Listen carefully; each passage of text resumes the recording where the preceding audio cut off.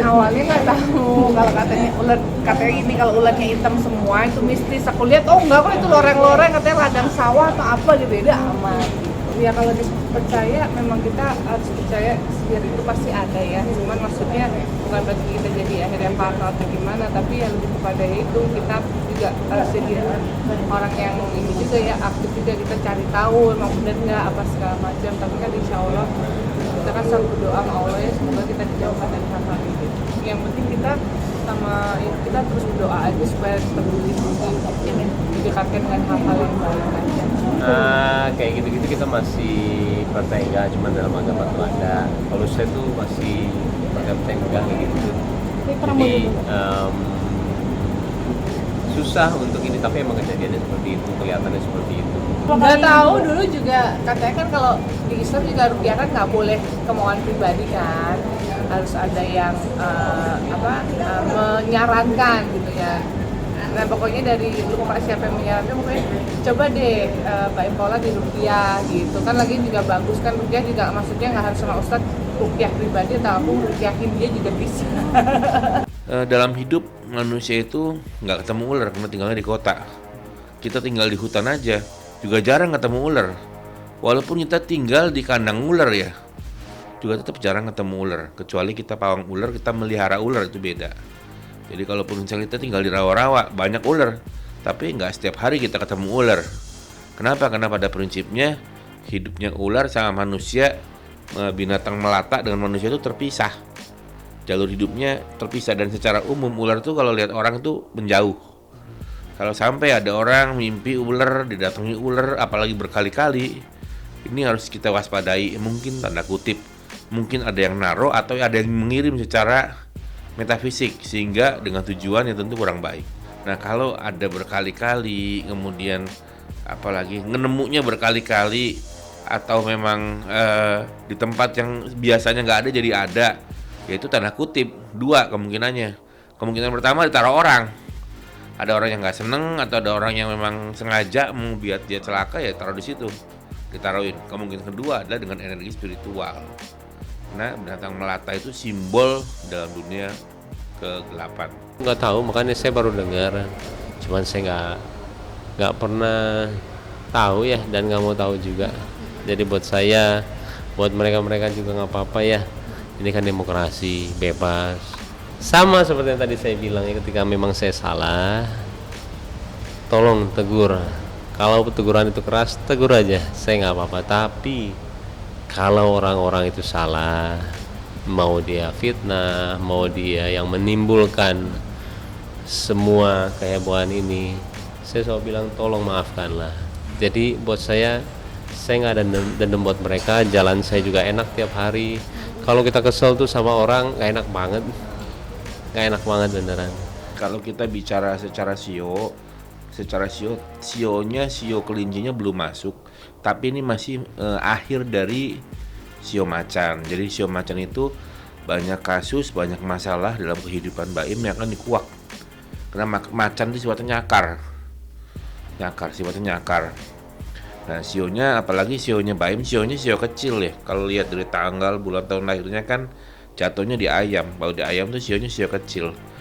Macan sama ayamnya itu dimakan sama macan. Banyak masalah nanti.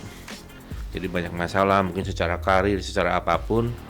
Banyak yang bikin pusing, banyak yang bikin nggak konsentrasi. Makan ibaratnya jadi nggak enak, mau tidur pun jadi nggak nyenyak, kurang lebih gitulah. Nah kemudian jatuh di depannya itu tahun kelinci air. Jadi kelinci airnya juga sama, kelinci sama ayam juga sama, nggak kelop. Ini ciong nih, jadi ibaratnya berhadap-hadapan. Kalau udah berhadap-hadapan, kita perlu melakukan satu ritual buang apes, buang sial. Karena kalau nggak dilakukan, ada sebuah peristiwa yang buat kita tanpa disangka dan diduga kejeblos nantinya. Jadi di tahun 2023 tentu kembali kita harus berharap ya, berdoa, berharap bahwa akan terjadi hal baik. Tapi biar bagaimanapun namanya kita melangkah, kadang-kadang kita nggak menyadari kirinya bagaimana, kanannya bagaimana. Oleh karena itu butuh kewaspadaan.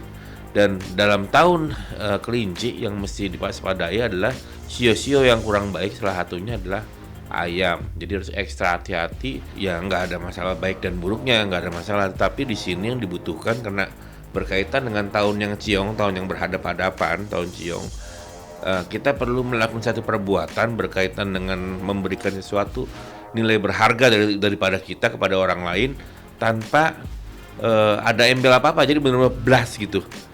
Ngasihnya ya udah loss gitu, hilang. Dan di tahun depan ini memang perlu dilakukan. Kemudian perlu lagi namanya ritual lepas burung. Jadi ritual ini dipercaya oleh orang-orang Tionghoa untuk membuang apes kita, buang sial kita, sial badan, supaya nanti terangkat apes sialnya, tinggal peruntungannya yang bisa dijalani seperti itu. 2023 ya, di 2023 tuh kelihatannya masih berkepanjangan. Jadi apa yang peristiwa-peristiwa yang terjadi di tahun ini kelihatannya masih bikin pusing sampai masuk mungkin pertengahan 2023 masih agak berkepanjangan. Mohon maaf, jadi tadi saya bilang 2015 2023. Jadi masih nyambung, masih berkaitan. Karena unsurnya lebih kepada unsur air, dia akan hanyut, akan mengalir. Dan konsepnya mengalir itu nanti akan kita lihat, karena nanti akan masalahnya akan hilang dengan sendirinya, akan timbul masalah lain yang nanti saling menutupi begitu.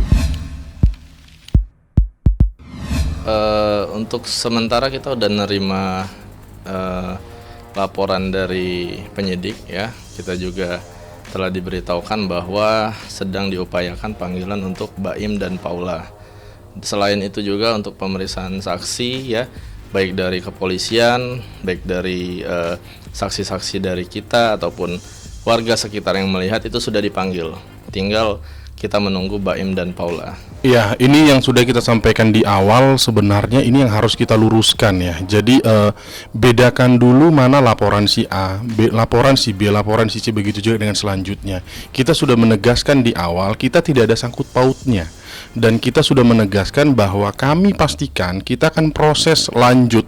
Ini demi kebenaran hukum, ya, demi wibawa dari sistem peradilan di Indonesia. Jadi kita tidak peduli, tidak terkecoh dengan apapun pendapat, apapun yang dikabarkan di luar sana, terkhusus untuk Baim dan Paula. Jadi kami tidak terkecoh, proses tetap lanjut. Kalau dari hasil pemeriksaan kemarin sudah kita sajikan ada beberapa orang saksi ya Bang ya. Ini yang paling penting untuk saat ini adalah bukan lagi saksi yang melihat, saksi yang langsung ada di lokasi, tapi harus pihak yang bersangkutan yang kita butuhkan saat ini. Ya, ini adalah tidak hanya Baim, tapi juga Baim dan Paula harus dipanggil terlebih dahulu. Karena kita sudah membawa ya, sudah menghadirkan semua saksi yang dibutuhkan perihal mengenai itu. Bahkan kericuhan di masyarakat pun sebenarnya sudah diketahui oleh pihak dari penyidik. Kita sudah dapat terakhir info itu bahwa dalam minggu-minggu ini Baim dan Paula akan dipanggil ya. Tetapi laporan lanjutnya juga kita belum dikasih tahu untuk waktu dan jadwalnya.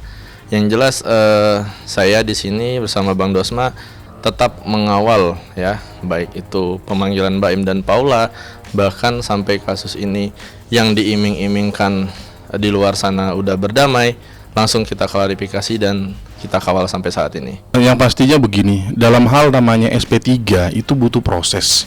Pada saat kita membuat laporan, kita sudah mempertimbangkan ya, dari Polda Metro lanjut ke Polres, kita sudah mempertimbangkan minimal 2 alat bukti yang cukup, dan menurut kita tidak ada alasan apapun untuk melakukan SP3 kecuali kalau ada dalam arti kutip ada tekanan yang di luar dari profesional dari penyidik. Tapi kami meyakini bahwa penyidik bekerja dengan profesional dan juga masyarakat mengawal proses untuk di penyidikan ini, karena ini menjadi justifikasi di masyarakat apakah ini dibenarkan atau tidak gitu. Jadi kami tidak berandai-andai, kami memastikan bahwa semua proses berjalan dengan baik. Kemarin kita dapat berupa diminta alamat oleh penyidik ya. Kalau nggak salah itu untuk dikirimkan surat pengajuan permohonan mediasi terhadap kita. Karena kemarin kebetulan kantor Bang Dosma pindah, jadi saya mungkin besok akan mengirim kembali alamat lengkap tersebut. Yang jelas apapun upaya mediasi yang dilakukan pihak terlapor akan kita terima dengan baik ya. dan hasilnya juga akan kita lihat nanti bagaimana baiknya. Yang jelas kita di sini tetap open, tetap terbuka kepada terlapor, apa yang mau disampaikan atau apapun itu mungkin masih kita dengarkan dulu ya Bang ya. Betul. Ya, monggo kita terima, tapi permohonan bisa diterima, bisa ditolak. Terus namanya undangan mediasi. Proses mediasi itu adalah pastinya ada pihak pelapor dan terlapor. Ya, dan juga kita mengenal adanya restorasi justice. Semua itu ada proseduralnya, yang penting tidak ada satu pihak pun yang dirugikan. Jadi kami dalam hal ini sebagai pelapor ya, mewakili dari masyarakat yang merasa dirugikan dengan perbuatannya, kami memastikan tidak semudah itu untuk melakukan mediasi. Semua harus kita analisa ya Bang ya, kita pertimbangkan, dan kami tidak mau disamakan atau dijudge bahwa kita adalah lawyer, bahwa kita adalah pelapor yang gampang dengan sangat mudah diiming-imingi untuk berdamai karena sesuatu hal. Kami tidak di ranah itu.